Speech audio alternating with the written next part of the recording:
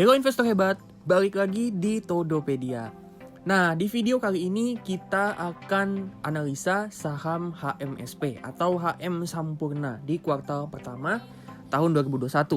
Nah, sebelum kita mulai, jangan lupa like, comment, and subscribe channel Todopedia. Dan jangan lupa tekan lonceng notifikasi supaya kalian tetap up to date sama konten-konten Todopedia yang terbaru. Oke, kalau gitu langsung aja kita mulai. Oke, pertama kita ke bagian penjualannya HMSP. Nah, jadi di kuartal pertama tahun 2021, penjualan HMSP ini turun tipis dari 23,6 triliun jadi 23,5 triliun.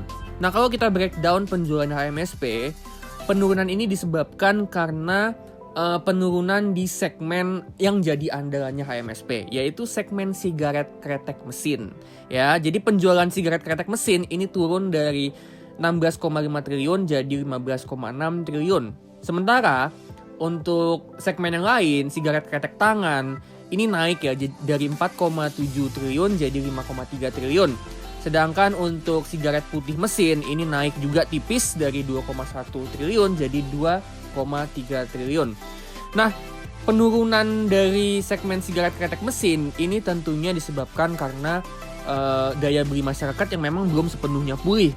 Gitu ya, itu yang pertama. Yang kedua itu pengaruhnya tuh dari perusahaan sebelah yaitu GGRM ya. Terus yang terakhir juga tentunya dari cukai rokok, di mana untuk cukai sigaret kretek mesin itu naik sebesar 17%. Dan kenapa sigaret kretek tangan ini penjualannya naik? Itu karena sigaret kretek tangan itu nggak kena cukai rokok. Nah, tapi meskipun penjualannya turunnya tipis, ternyata dari segi laba bersih HMSP ini turunnya lumayan teman-teman. Dan ternyata penyebabnya itu adalah kenaikan di beban pokok penjualan. Jadi beban pokok penjualan atau cost of goods sold, ya singkatannya COGS, itu naik dari 17,8 triliun jadi 18,5 triliun. Dan ini yang berkontribusi paling besar terhadap penurunan laba bersih dari HMSP. Nah, kalau kita lihat lebih detail lagi untuk beban pokok penjualan di catatan kakinya, ternyata ini ada peningkatan yang cukup signifikan di bagian persediaan barang jadi dan barang dagangan awal. Yang mana itu naik dari 3,6 triliun jadi 6,2 triliun. Nah, sedangkan untuk persediaan barang jadi dan barang dagangan akhir, ini naik juga, tapi naiknya nggak sesignifikan persediaan barang jadi dan barang dagangan awal.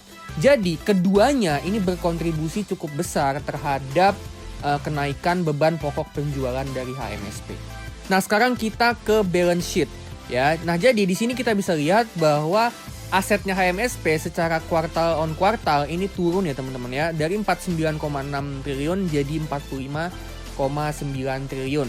Nah, tapi meskipun asetnya turun, sebenarnya kalau kita lihat dari liabilitasnya, sebenarnya penurunan aset dari HMSP ini disebabkan karena liabilitasnya itu turun teman-teman. Turunnya lumayan drastis.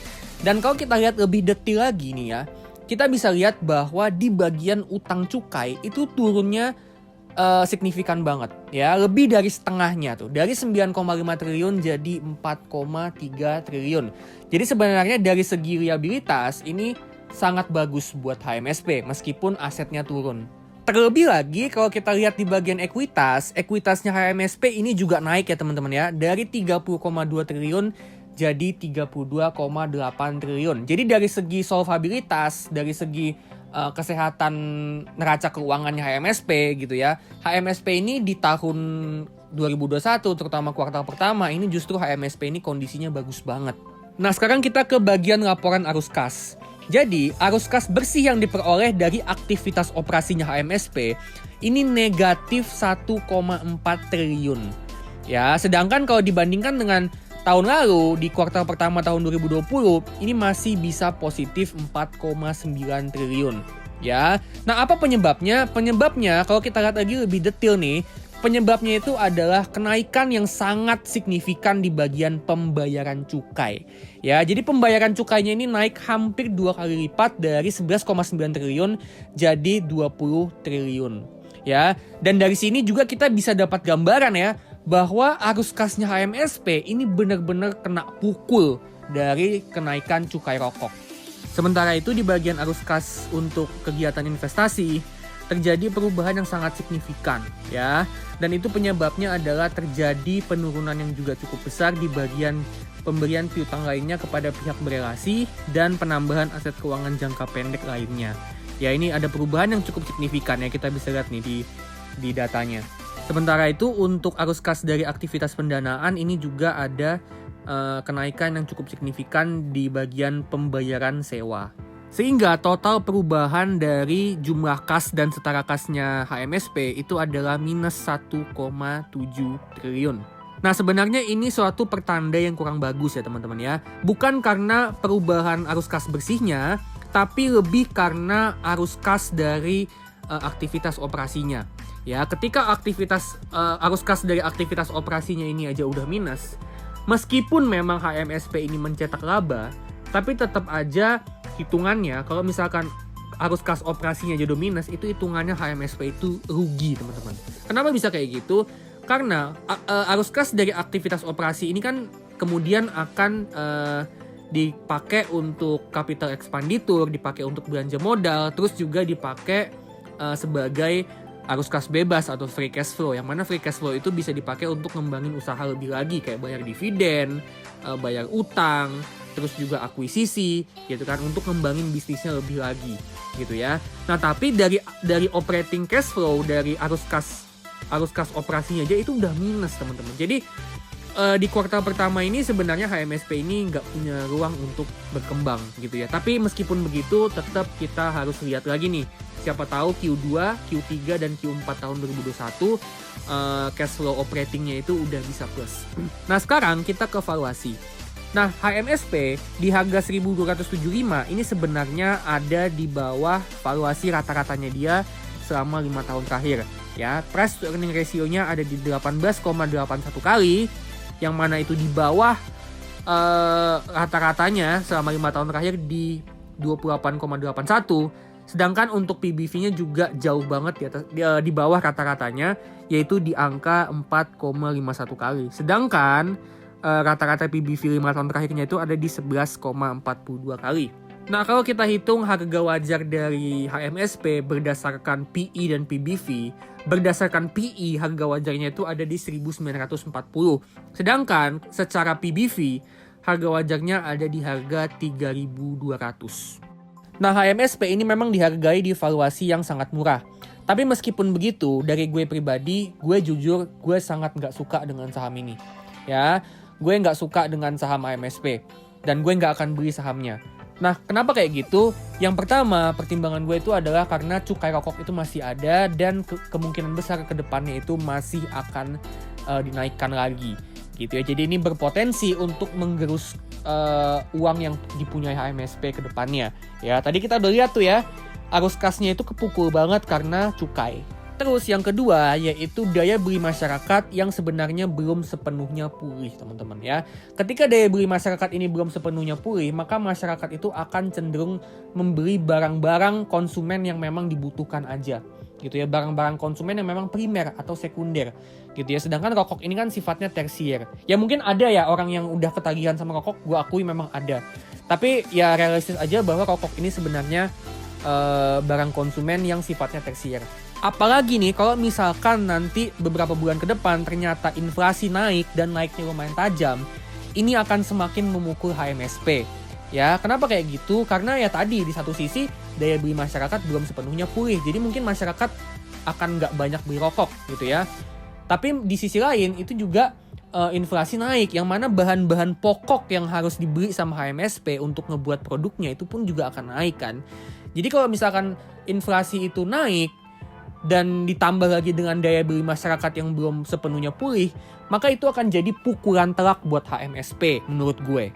Dan dengan diberlakukannya cukai rokok ya sampai sekarang dan kemungkinan besar masih akan terus naik nih tahun-tahun berikutnya, gue nggak melihat ada potensi growth yang cukup bagus untuk HMSP untuk gue pertimbangin untuk masuk gitu ya. Jadi mungkin potensi growth-nya tuh ada, tapi ya akan sangat kecil banget teman-teman ya. Jadi mungkin buat teman-teman yang masih mau investasi di saham HMSP, ini sebenarnya jujur ya, growth-nya HMSP ini menurut gue growth itu ke depannya bisa dibilang udah sangat kecil ya.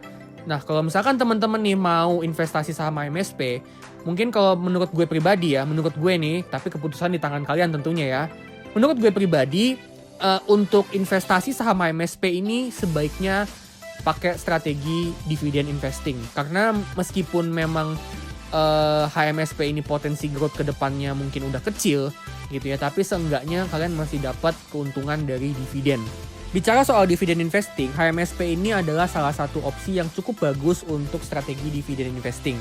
Di harga sekarang di 1275, HMSP itu punya dividen yield sebesar 5,8%. Meskipun begitu, buat teman-teman yang lagi ngehold saham HMSP atau yang lagi mau pertimbangin untuk beli saham HMSP, himbauan dari gue adalah tetap pantau kondisi fundamentalnya.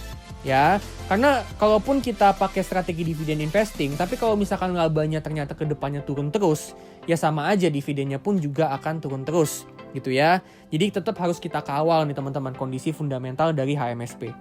Terakhir kita ke teknikalnya.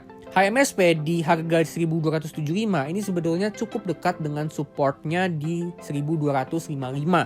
Ya, jadi di situ tuh ada support 1255. Kalau besok HMSP dibawa turun dan ternyata dia berhasil breakdown dari 1255, maka HMSP akan turun lagi lanjut ke 1220. Ya, jadi perhatiin tuh support 1255 sama 1220. Nah, tapi ternyata kalau HMSP besok malah naik, maka buat teman-teman yang mungkin pegang HMSP di harga bawah dan mau take profit, itu resisten berikutnya itu ada di angka 1350. Ya, resisten berikutnya di 1350.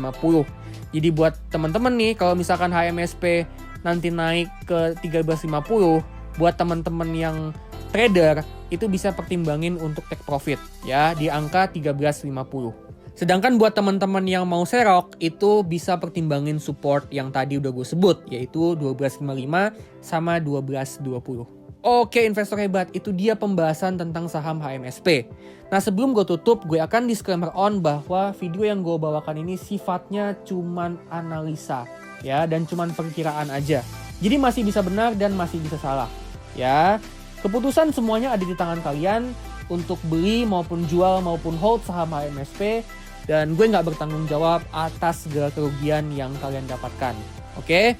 Nah, kalau gitu jangan lupa like, comment, subscribe, dan nyalakan lonceng notifikasi supaya kalian tetap up to date sama konten-konten Todopedia.